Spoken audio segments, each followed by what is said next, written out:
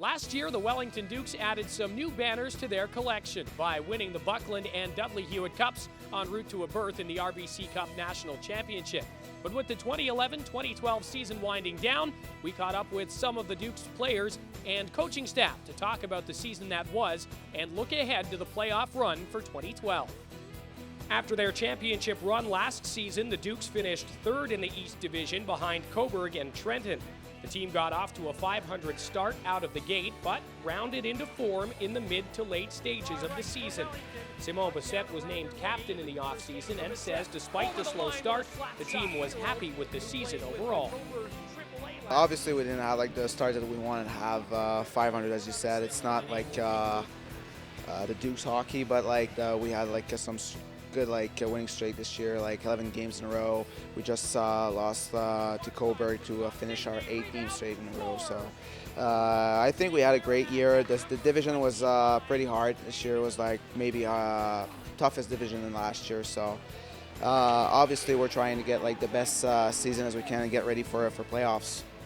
The Dukes prepare for another postseason run with a number of new faces after sending 9 players to NCAA schools and making a number of moves before this season's trade deadline.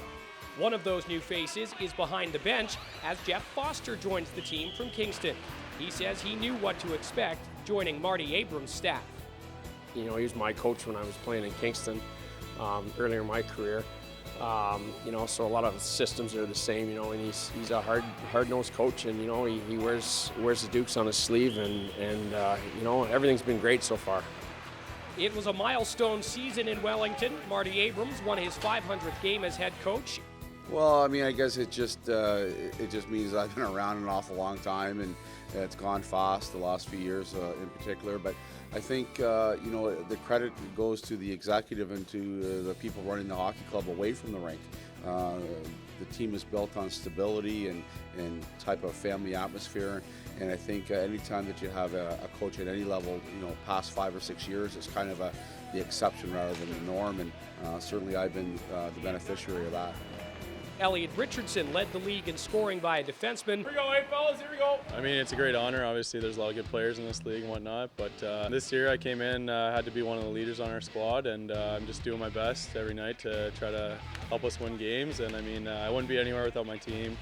Our team's been real good this year. A lot of older guys who have helped me through. So, I mean, obviously it's a good honor, but hopefully we can just keep rolling into playoffs here.